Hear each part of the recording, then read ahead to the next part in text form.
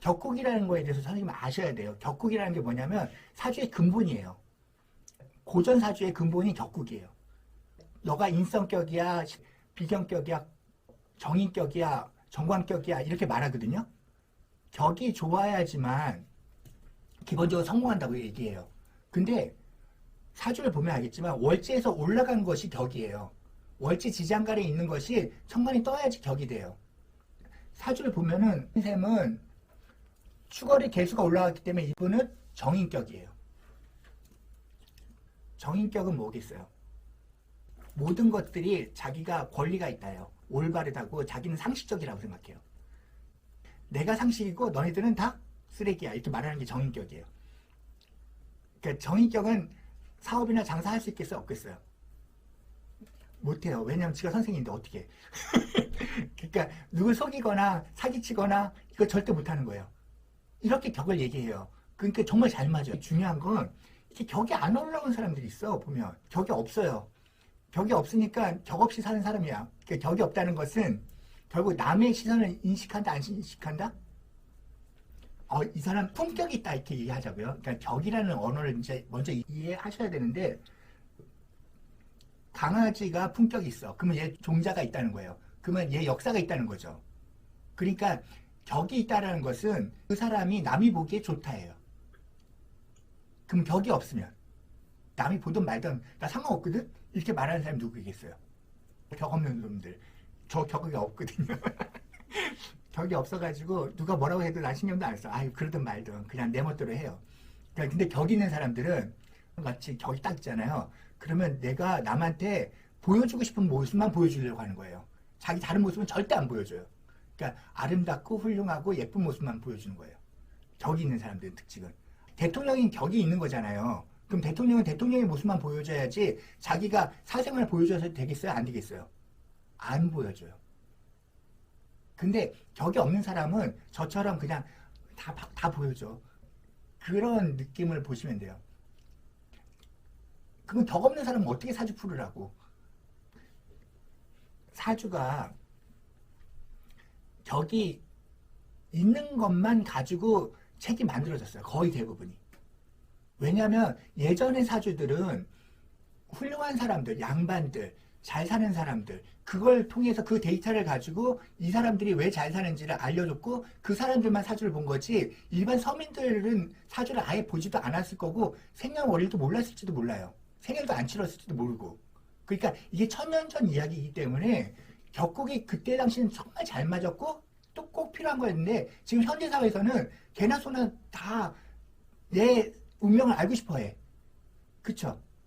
저같이 격 없는 사람도 내 삶은 왜 이러지 이렇게 생각하고 그러기 때문에 예전에 격국론 가지고는 사주를 풀 수가 없어요.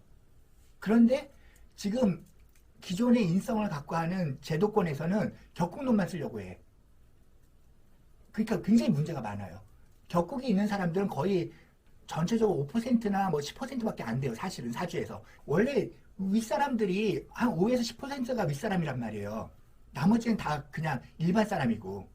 그렇기 때문에 격국 가지고 설명할 수 있는 게 너무 한계가 많아요. 그래서 격국을 버려야 돼요. 근데 격국을 버리는 대신 뭐를 쓸 거냐는 거죠. 그게 뭐냐면 월지를 쓴다는 거예요. 저는. 월지는 누구나 갖고 있잖아요.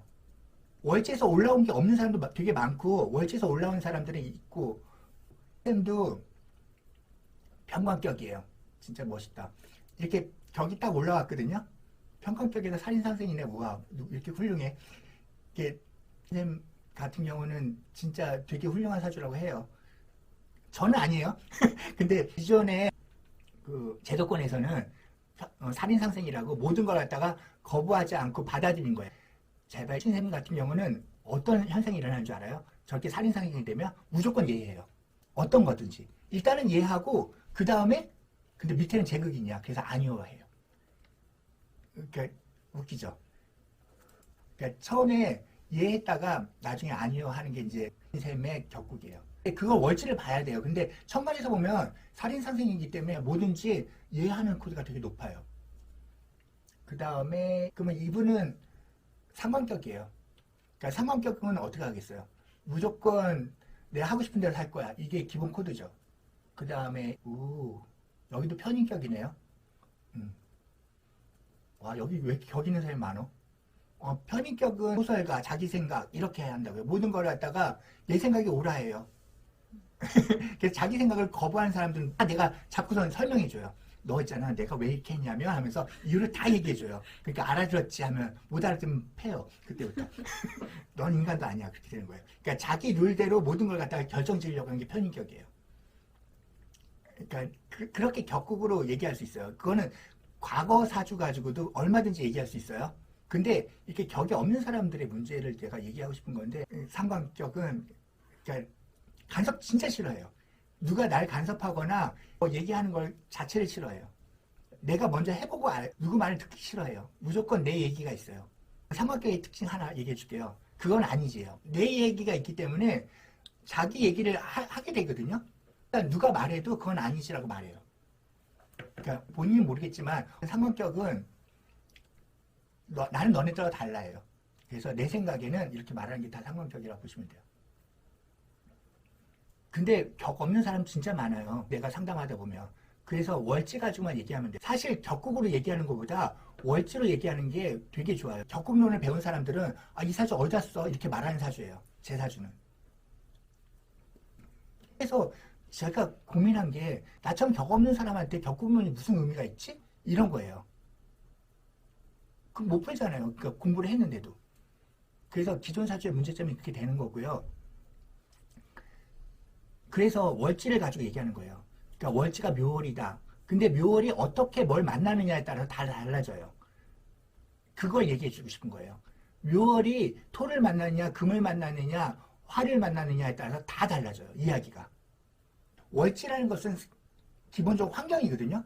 우리가 사주에서 시는 웬만하면 안 쳐요. 우리 주민등록생일 얘기할 적에 내가 몇 시에 태어났냐고 주민등록생일 적지 않죠.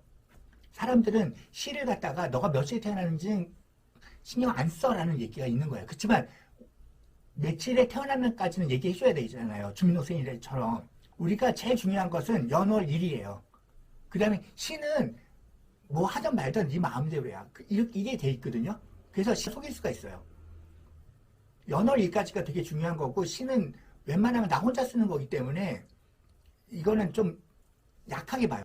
그러니까 시에 금이 있다고 해도 금이 그렇게 많이 쓰인다고 생각하지 않으시는 게 좋아요.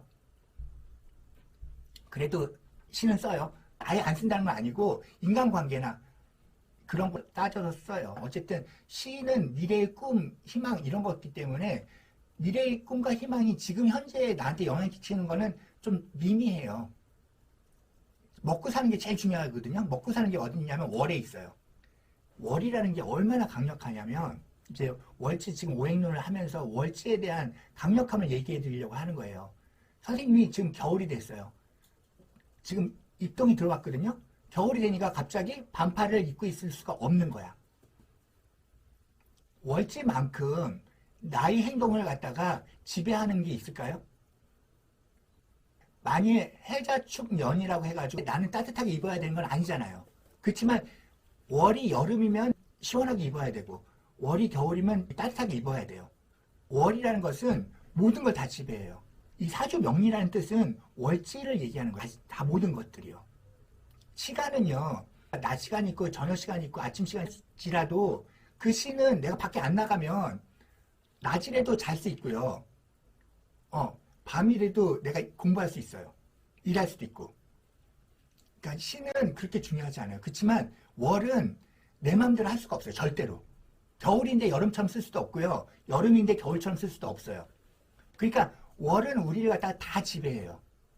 그래서 월지, 그 오행론이라는 것은 월지를 가지고서 이 월이 얼마나 좋은 환경에 있는지 나쁜 환경에 있는지 잘 개발됐는지 아니면 내가 그 월에서 무엇을 하고 있는지를 다 얘기할 수 있어요.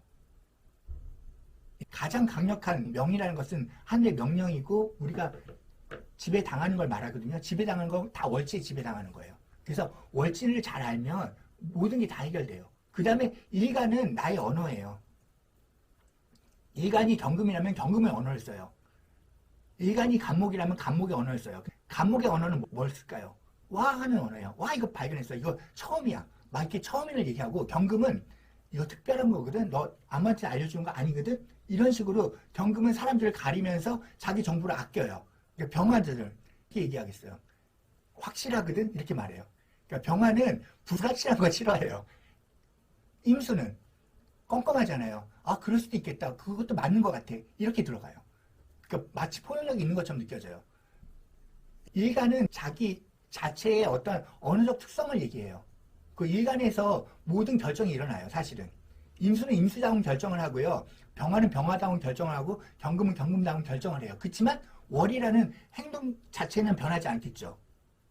월지라는 봄, 여름, 가을, 겨울 이런 것들에 대해서 이렇게 정해진 게 있으면 그 안에서 경금처럼, 그 안에서 병화처럼, 그 안에서 신금처럼 이렇게 얘기하는 거예요.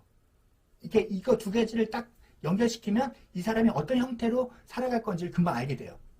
그래서 월지 오행론을 공부하면서 이 사람이 어떤 형태 속에서 살고 있겠구나, 어떤 무의식을 갖고 있고 어떤 습관을 갖고 있겠구나 알고 그 다음에 일간 중심으로 얘는 어떤 언어를 쓰면서 어떤 관계를 맺겠구나 하는 걸 알게 되는 거예요. 굉장히 과학적이에요, 사주가. 그래서 그 두 개를 다 연결시킨 다음에 나머지 글자들을 보고서 얘가 부모한테 도움을 받았는지 아니면 환경이 열악했는지 아니면 앞으로 힘들게 살 건지 이런 것들을 다 알 수 있어요. 월치가 그러면 뭐 하는 건가를 갖다가 이제 자축, 인묘, 진사, 오미, 신유, 술해부터 하나씩 이제 다 넘어가면서 배워야겠죠. 예, 그거를 하나씩 해드릴 거예요.